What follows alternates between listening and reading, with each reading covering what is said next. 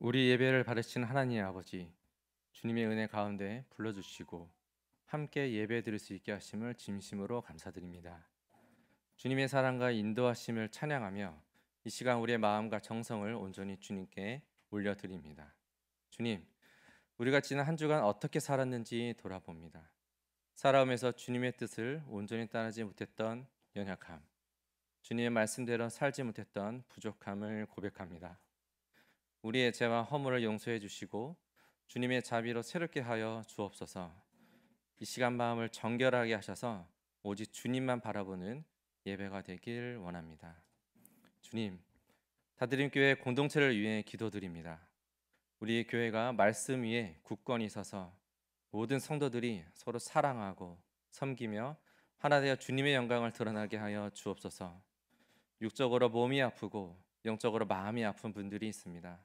항상 주님의 내 옆에 계심을 잊지 않게 해주시고 주님의 손길이 머리부터 발끝까지 넘쳐 흘러 영육을 치유하여 주옵소서. 각 부서의 사역을 위해 기도합니다. 정기연 수련의 준비 가운데 주님의 지혜와 은혜를 더해 주시고 많은 성도들이 등록하여 주님의 말씀을 함께 듣고 말하고 외치는 예배를 경험하게 하소서. 주님, 이 나라와 민족을 주님의 손에 맡깁니다.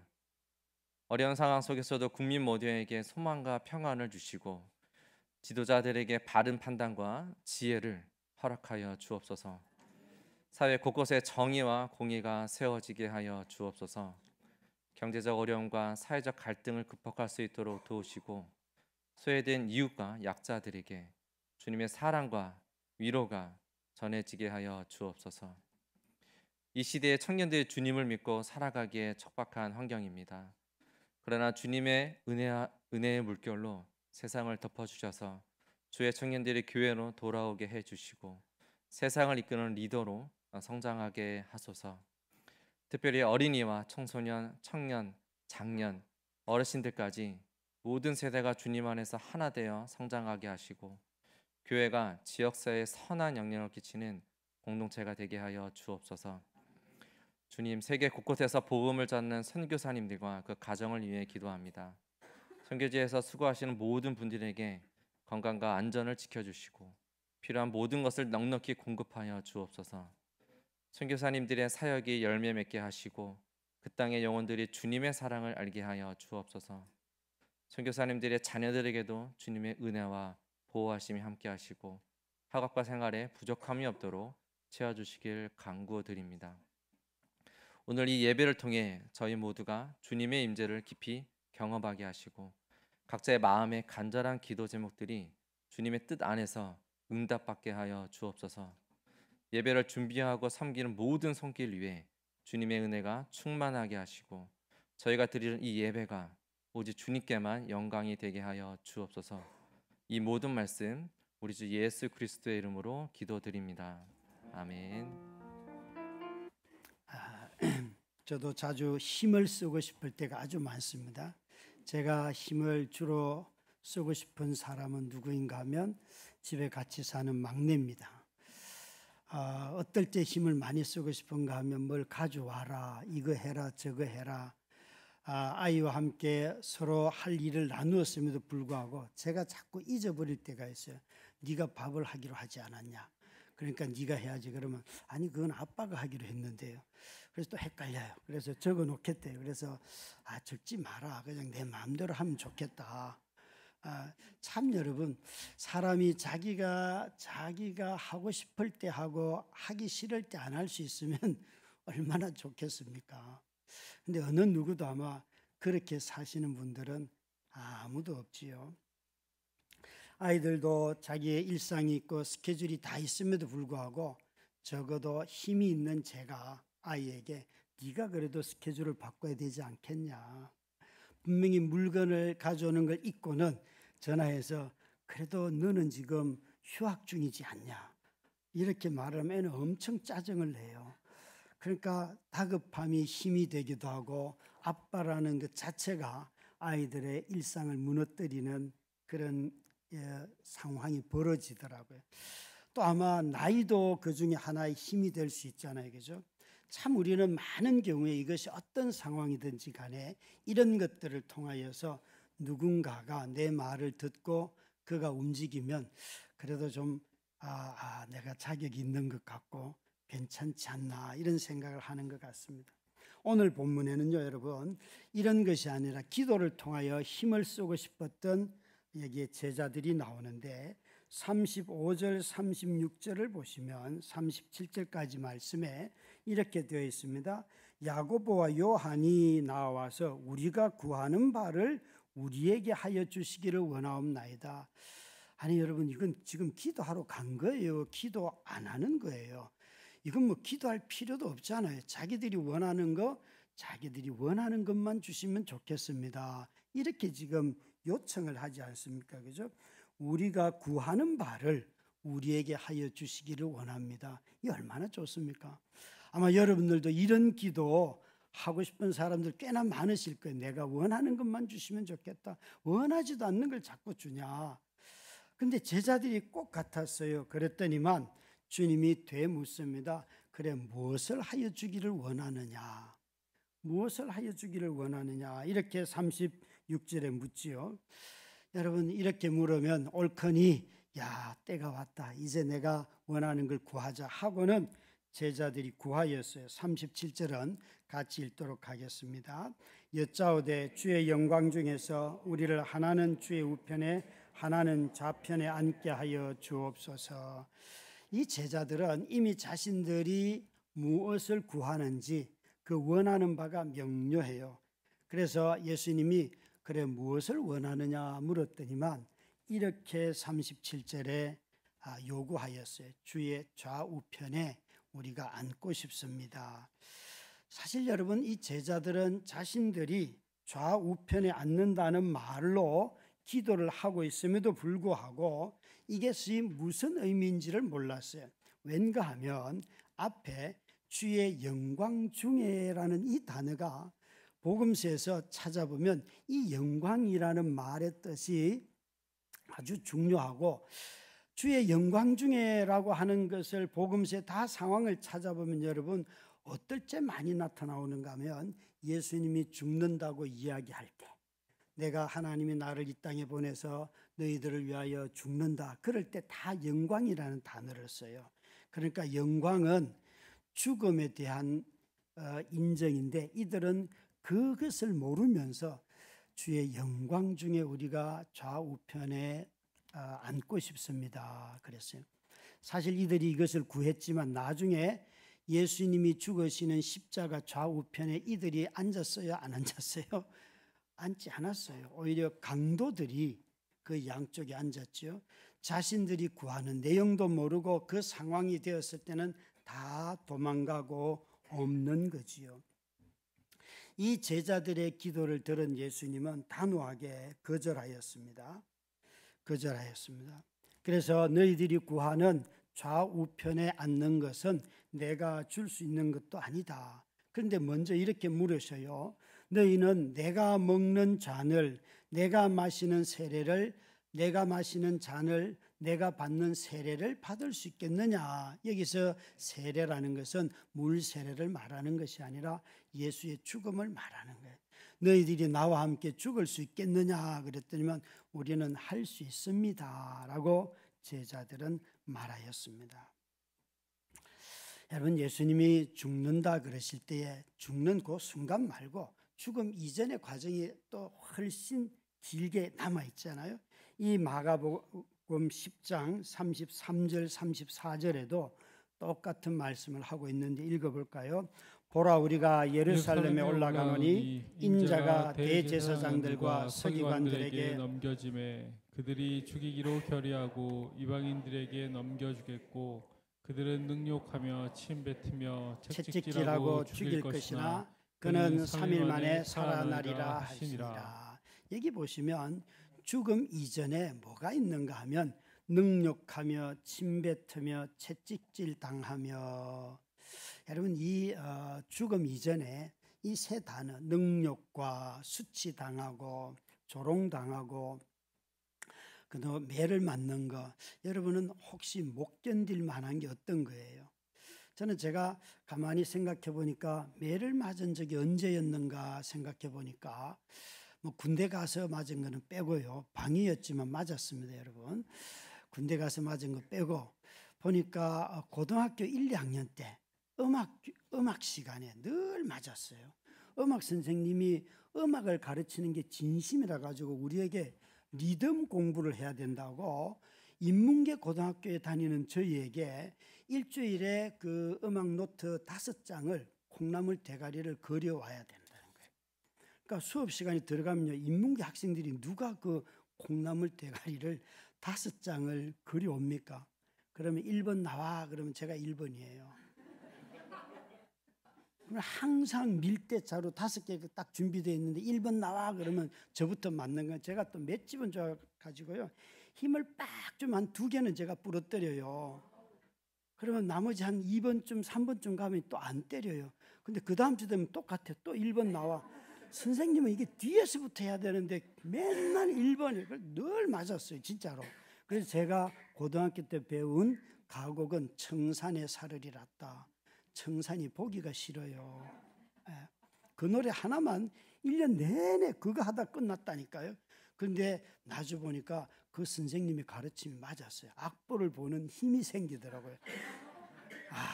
정말 고난을 견뎌야지 뭔가 바뀌는 게 있어요.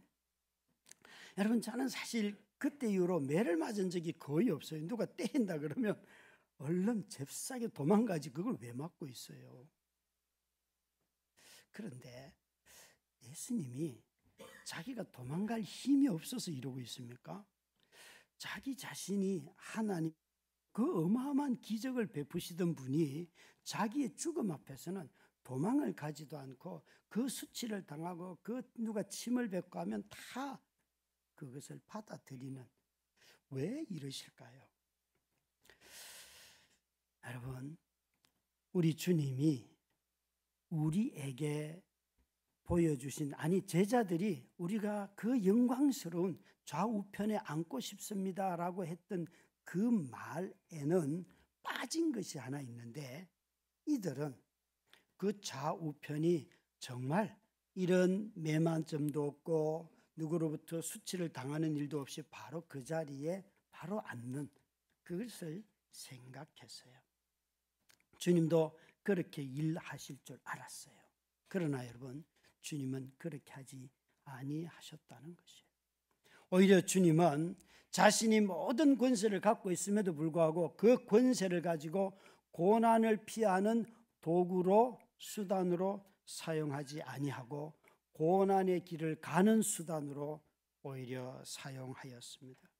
고난은 어떤 힘으로도 비켜갈 수 없었다는 것입니다. 우리 주님은 자신에게 하나님 주신 뜻을 이루기 위하여서는 자신이 이 과정에서 깨져야 하고 상해야 한다는 것을 알았다는 것입니다. 우리가 여러분, 제자의 삶, 성도의 삶을 생각할 때에 고난을 빼고 생각할 때가 얼마나 많습니까? 예수 믿으면 안 아팠으면 좋겠고, 예수 믿으면 자녀들도 안 아프고, 자녀들도 뭔가 다 잘 되고, 예수 믿으면 하는 일들마다 막 정말 너무 잘 돼서 돈을 항상 벌 수만 있다면, 그런 걸 우리는 많이 생각하지 않겠습니까? 그런데 주님은 놀랍게도 그렇게 되지 않는다는 것이에요. 자신이 가지고 있었던 힘마저도, 자신의 능력마저도 이 고난을 피하는 도구로 쓰지 아니하셨고, 오히려 본인이 그 고난 속에 자기 삶을 깨뜨렸다는 것이에요. 사랑하는 성도 여러분, 저와 여러분이 정말 모든 사람의 종인 교회가 되려고 하면 우리가 가장 먼저 내려놔야 할 것은 힘입니다. 힘. 돈이 있으면 종이 될 것 같고, 능력이 있으면 종이 될 수 있을 것 같고, 내 자존심을 내가 보호할 수 있는 언변이 있으면 종이 될 수 있을 것 같은데, 그런 사람은 결코 종이 되지 못합니다. 사실 교회에서 제일 많이 쓰는 단어 중에 하나가 종인데, 여러분, 종이라는 말을 가장 싫어하는 말이기도 해요. 오히려 모두가 다 주인 되는 거 좋잖아요. 주인이 되는 거. 내가 말을 하면 누군가 알아듣고 내 말을 따라 움직이고 얼마나 좋습니까? 뭐 요즘은 그렇지 않지만 예전에 늘 했던 말 중에 하나가 토요일 밤 늦게까지 교회에 있는 걸 제가 좋아한다고 말씀을 드렸잖아요. 왠가 하면 집에는 가도 누구야 불러도 아무도 대답을 안 해요.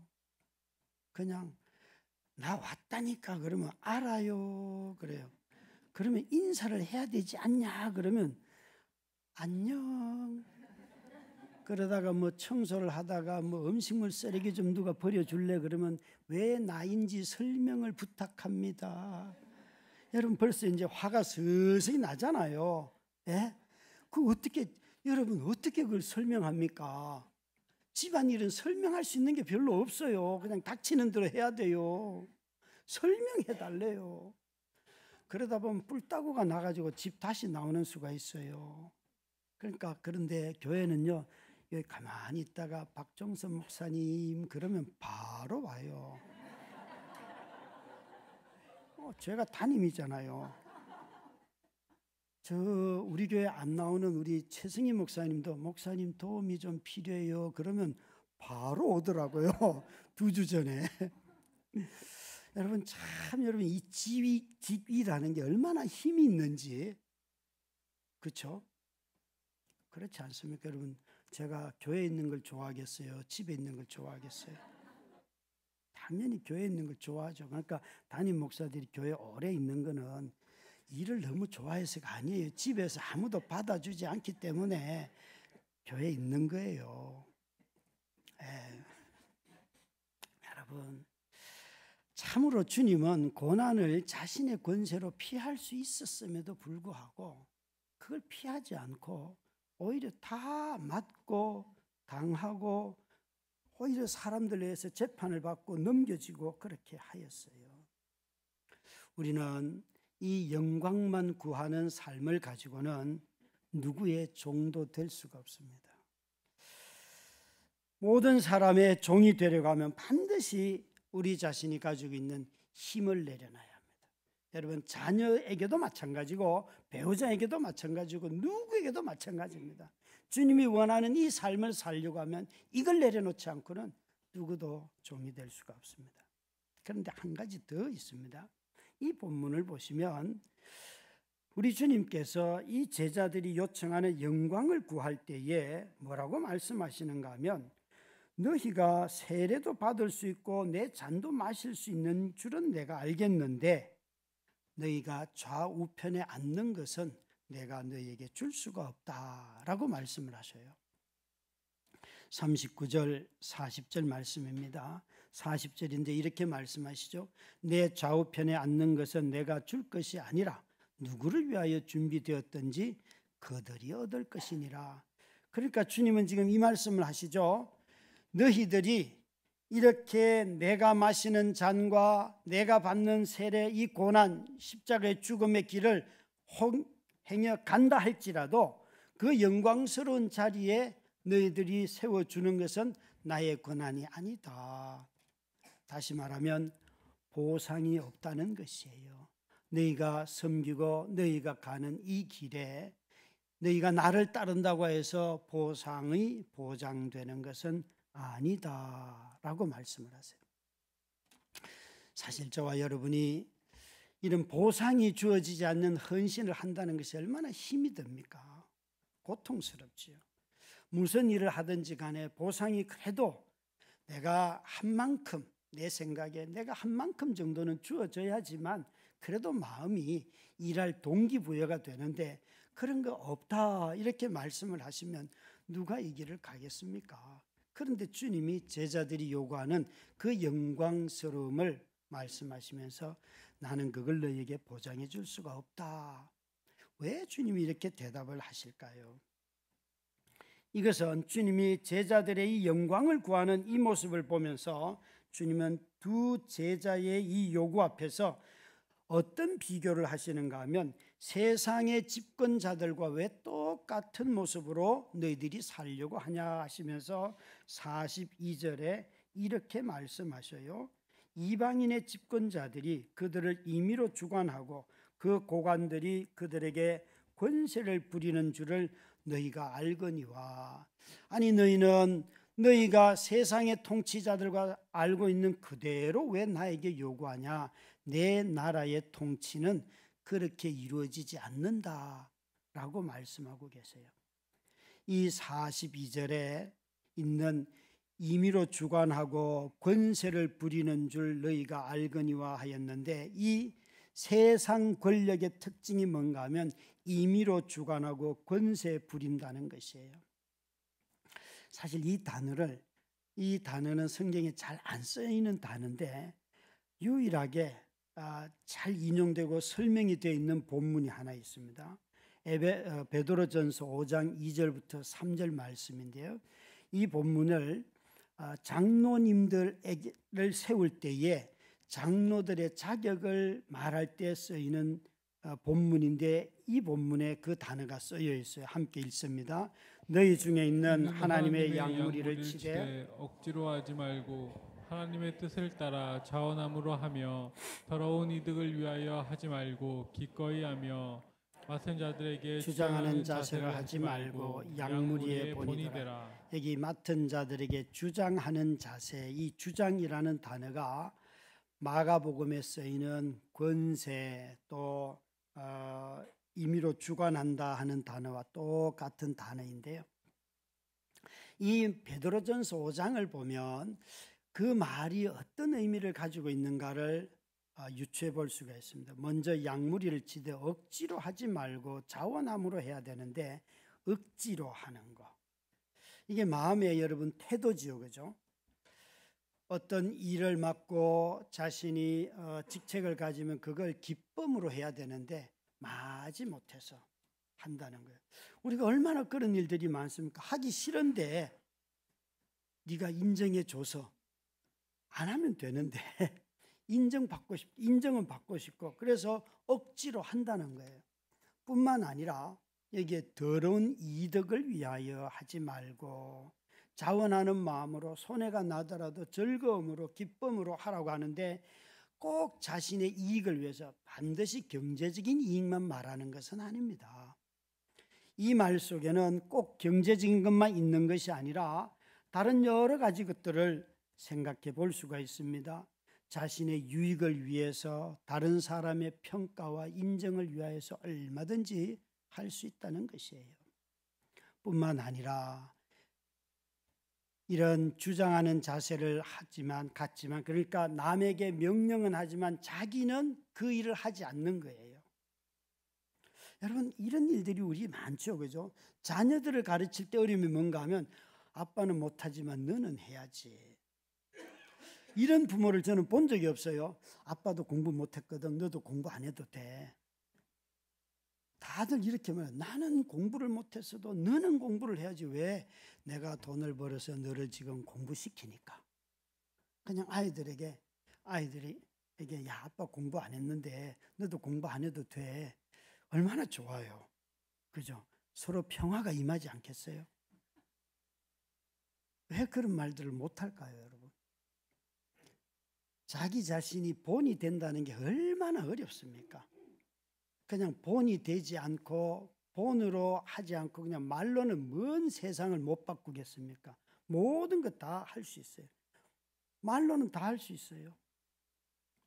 그러니까 여기에 이런 것들, 태도에 있어서 또 자기 자신의 목적에 있어서나 모든 것이 다 이렇게 다른 거예요. 여러분, 우리가 주님이 제자들에게 지금 너희들은 내가 하는 이 일을 보면서 영광을 구하지만 너희들의 마음의 태도가 달라져야 하고 동기가 달라져야 하고 목적이 달라져야 된다라고 다 말씀하고 계십니다. 그런데도 불구하고 이 제자들은 너무 당연하게 이걸 요구하고 있다는 것이에요. 마가복음 8장, 9장, 10장을 보면 예수님이 내가 예루살렘에 올라가서 죽는다를 3번 직접적으로 모든 12명의 제자들에게 말씀하시고 베드로, 야고보, 요한에게는 한 번 더 따로 말씀을 하셔요. 그래서 4번 정도 말씀을 하시는데 항상 그 4번의 본문과 관련이 다 있는 것이 여러분 8장을 한번 펴보시면 이렇게 말씀을 하십니다. 예수님이 내가 죽는다 말씀하시고 난 뒤에 8장 34절, 35절, 36절 이게 다 본문의 31절에서 내가 죽는다고 가르치시고 난 뒤에 34절, 5절, 6절에 뭐라고 말씀하시는가 하면 내가 목숨을 잃어야지 너희가 살고, 그러니까 전부 다 뭐라고 말씀하시는가 하면 십자가를 네가 져야 되고 네 목숨을 잃어야지만 네가 구원을 얻고 이렇게 말씀을 하셔요. 예수님은 자신이 목숨을 잃어야지만 자신도 산다는 것을 알고 있어요. 그런데 그것은 우리에게도 마찬가지라는 거죠. 그것이 8장에만 있는 것이 아니라 9장에서도 35절입니다. 예수님이 31절에 다시 한번 자신이 죽는다는 그 말씀을 하시고 난 뒤에 35절에 너희들이 큰 자가 되고 싶다면 끝사람이 되어야 되고 섬기는 자가 되어야 된다 라고 전혀 다른 말씀을 하세요. 예수 그리스도께서 자기 자신이 얼마나 낮아지셨습니까? 죽음까지 내려가는 이 일들을 하셔서 그분이 가장 큰 자가 되신 분이시지 않습니까? 그래서 10장에도 보시면 주님이 그렇게 말씀하시는 것이 너희가 이방의 통치자들은 다 임의로 주관하는 자들이지만 나는 그렇지 않다. 나는 이렇게 크고자 하는 자는 섬기는 자가 되고 어뜸이 되고자 하는 자는 종이 되어야 한다. 인자인 나는 섬김을 받으려 함이 아니라 오히려 내 목숨을 내어주러 왔다 말씀을 하고 계셔요. 주님이 참 우리에게 제자들에게 주님이 뭐라고 말씀하시는가? 너희가 영광을 구한다고 그 영광은 이 방법으로만 얻을 수 있는 거야 라고 말씀을 하세요. 그런데 이 제자들은 그 방법은 내려놓고 자신들의 방법으로 그 영광을 얻으려고 하였어요. 야고보와 요한이 그렇게 하였죠. 자신의 방법으로 주님에게 영광을 요구하였더니만 41절에 보시면 놀랍게도 제자들이 다 화가 났어요.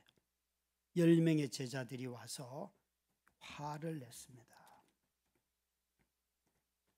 신앙에서 사실은 가장 위험한 것 중에 하나가 내가 당연히 당신을 따랐으니까 이 정도는 내가 요구할 수 있어요 라고 말하는 순간, 그 말하는 순간 어떤 일이 일어나는가 한번 보십시오. 아니 오늘 이 본문의 제자들처럼 그 말을 하는 순간 자신이 자격 있다고 여기고 자기를 높이게 되고 그 보상을 요구하니까 공동체가 깨지고 있어요. 제자들끼리 막 싸우고 화를 내고 있어요.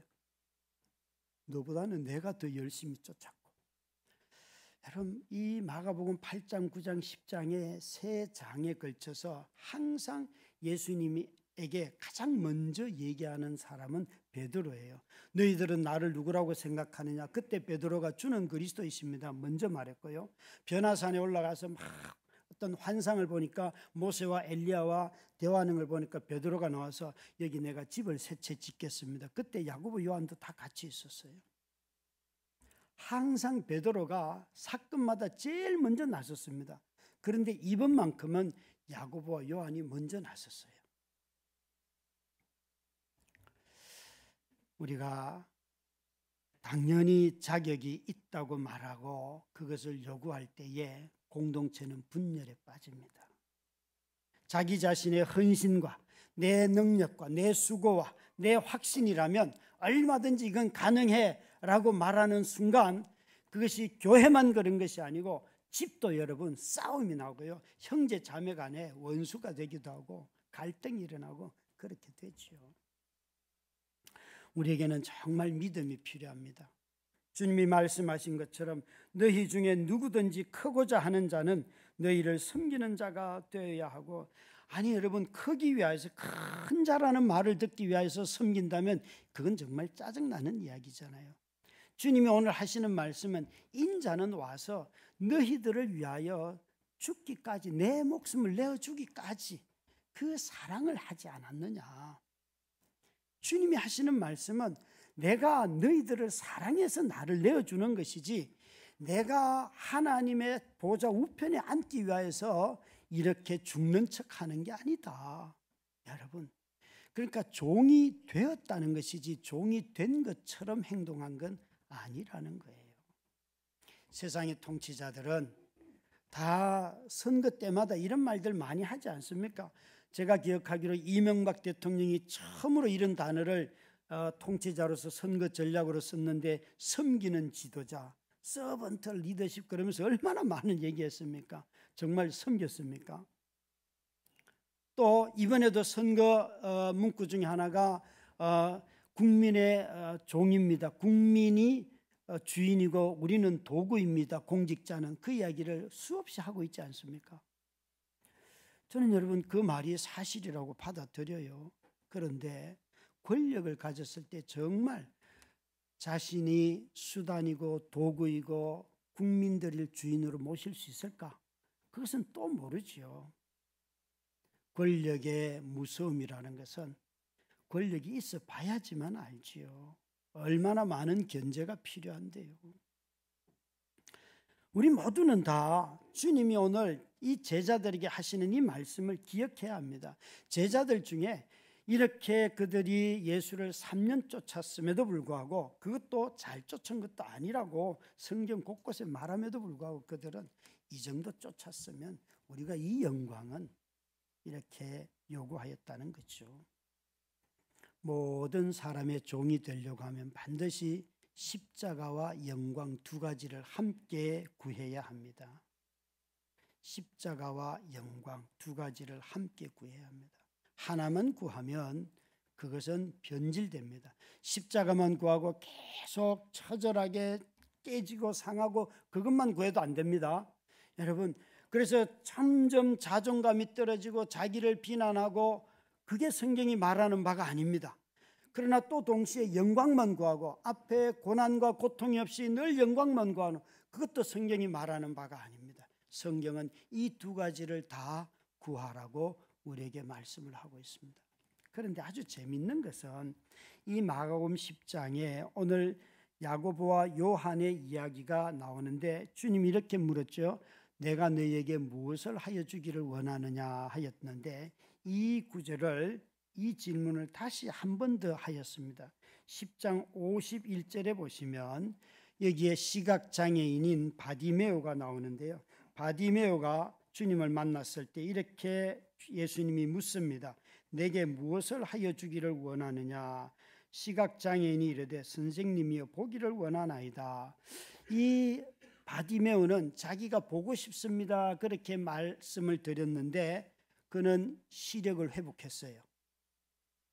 그러면 왜 제자들은 무엇을 하여 주기를 원하느냐라고 주님이 물었을 때 그들이 이러이러한 것을 원합니다 라고 말하여도 거절을 당했고 바디메오는 응답이 되었을까요?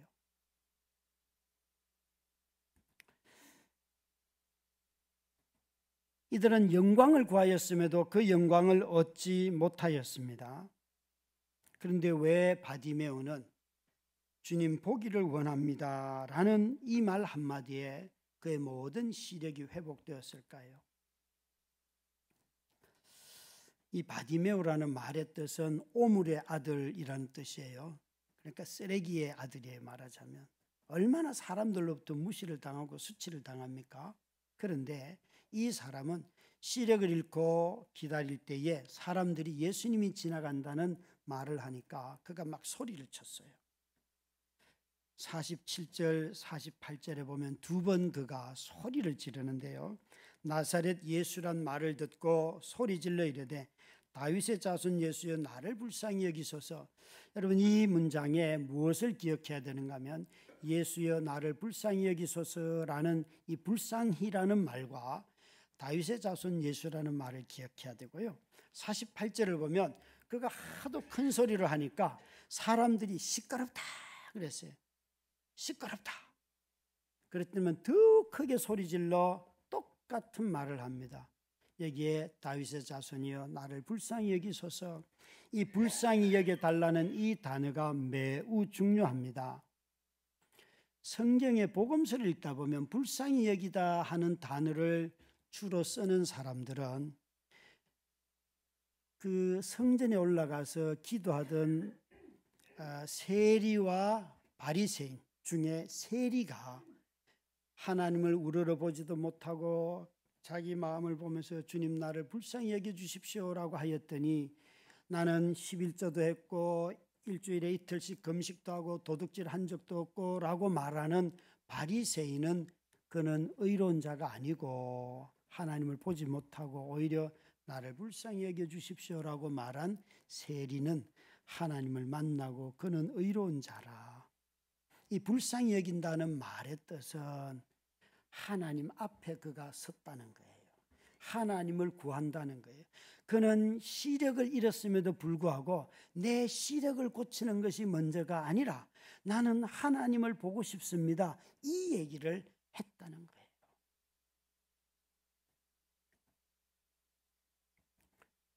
메시아이신 다윗의 자손으로 오신 메시아 당신을 보고 싶습니다.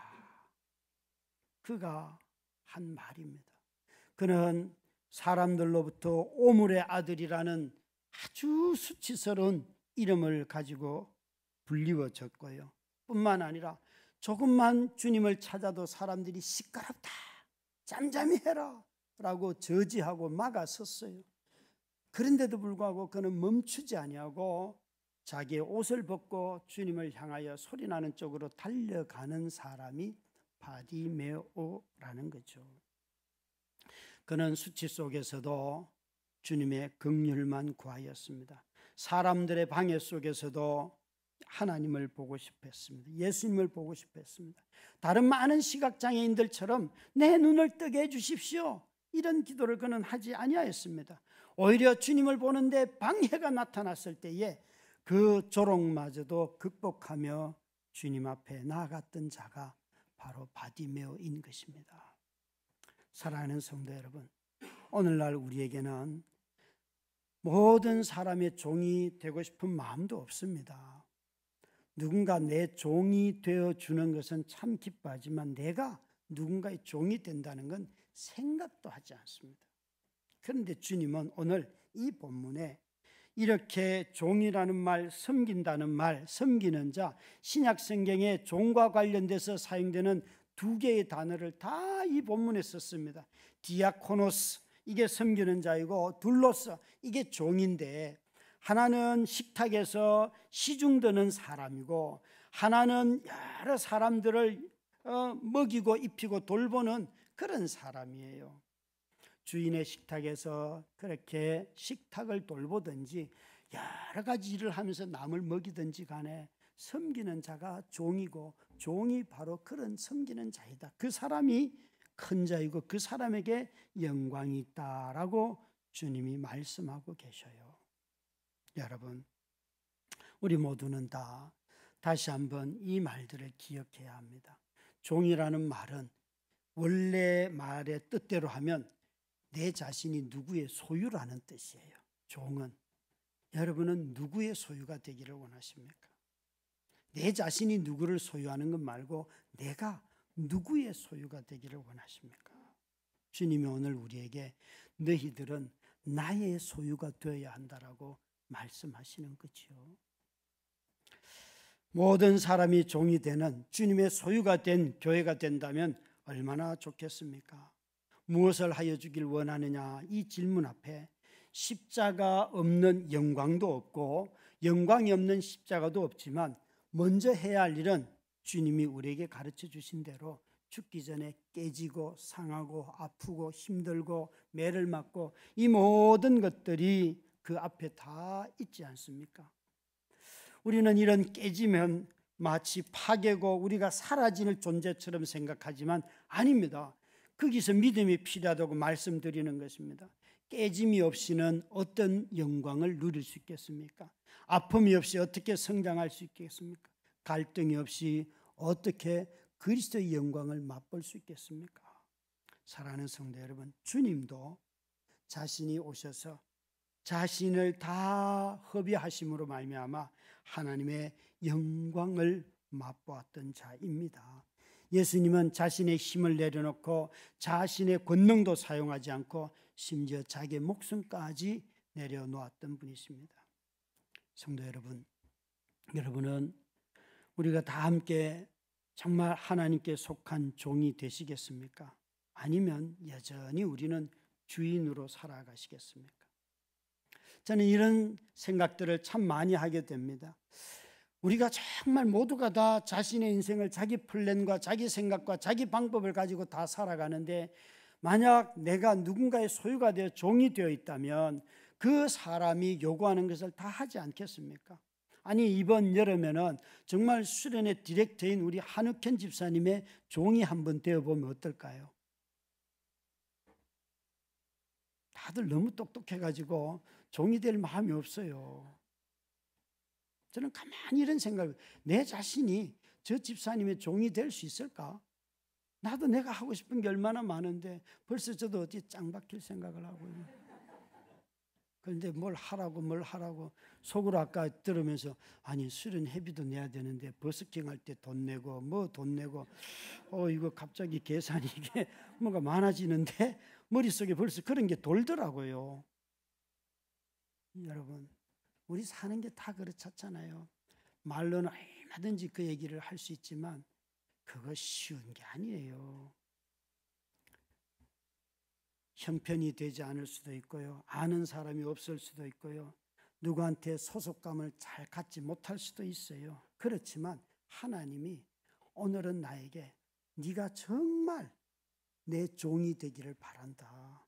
내가 너에게 목숨을 줬는데 너는 시간 좀 내라. 너 돈 좀 써라. 너의 모든 것을 쏟아라. 내가 너를 위해서 이렇게 사랑하지 않았냐? 주님 말씀하지 않습니까? 여러분, 우리 모두가 그런 교회가 될 때에 이 교회는 살아 역사하는 교회가 되는 것입니다. 주님의 살아있는, 주님이 살아계시는 그런 영광스러운, 그러나 깨지고 상하고 아픔도 알고 결핍도 알고 그 모든 것을 알매도 불구하고 주의 영광도 아는 다드린 교회가 되시기를 주의 이름으로 축원합니다.